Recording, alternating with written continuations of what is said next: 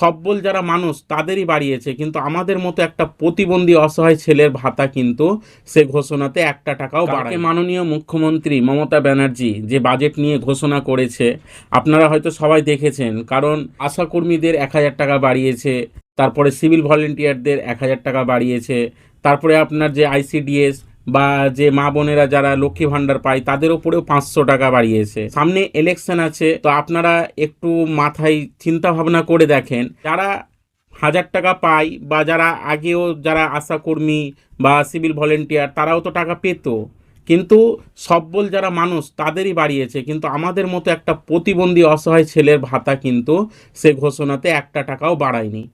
এটা একটা খুবই দুঃখজনক ব্যাপার, কারণ এই পশ্চিমবঙ্গের রাজ্যের থেকে আরও বিভিন্ন রাজ্যতে একটা প্রতিবন্ধী ভাতার অনেক মূল্য পায় তারা। তারা কোনো জায়গাতে 3,000, কোনো জায়গাতে 2,500, কোনো জায়গাতে 5,000 টাকা তক ভাতা আছে। তো আমাদের এই রাজ্যতে কত প্রতিবন্ধী ভাই বোনেরা আছে, তাদের পরিবার কিভাবে চলবে? 1,000 টাকা কি তাদের গোটা মাসিক খরচে কোনো কাজে লাগবে? আপনারাই ভেবে দেখুন দাদা। আমি তো একটা অসহায় প্রতিবন্ধী ছেলে, আমি সোশ্যাল মিডিয়াতে ভিডিও বানাই কিসের জন্য? দুমুঠো খেতে পাই না তার জন্য। তা আমাদের সরকার যদি তার সঙ্গে আমাদেরও ভাতাটা যদি বাড়াতো তাহলে আমাদের কত উপকার হতো। সব প্রতিবন্ধীদেরই কোনো না কোনো কাজ কাম কিছু করতে পারে না কেউ। অনেকজন মানে প্রায় আপনার 100-র মধ্যে 50% লোক ভিক্ষা করে খায়। তো তাদেরকে টাকা পয়সা কিছু না বাড়িয়ে সব অন্যদের বাড়িয়েছে। আমি বলি না কি কেন বাড়ালো, ভালো করেছে, বাড়িয়েছে, কিন্তু তার সঙ্গে সঙ্গে যদি এই প্রতিবন্ধীদের ওপরে একটু নজর দিত। কেন দিদি, আমরা কি আপনার ভোট মানে ইলেকশন ভোট দিতে পারি না?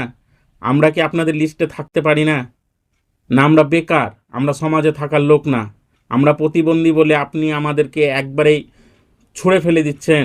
আপনারা একটু ভিডিওটা বেশি বেশি করে শেয়ার করুন, যাতে আমাদের ভিডিও থেকে যাতে মানুষ দেখতে পায়, মানুষ বুঝতে পায়। আর যারা প্রতিবন্ধী ভাই দেখছো আমার ভিডিওটা, তোমরাও সোশ্যাল মিডিয়াতে ভিডিও করে আপলোড করো, কারণ আমরা রাস্তাতে না নামতে পারলেও ভিডিও করে তো আপলোড করতে পারবো।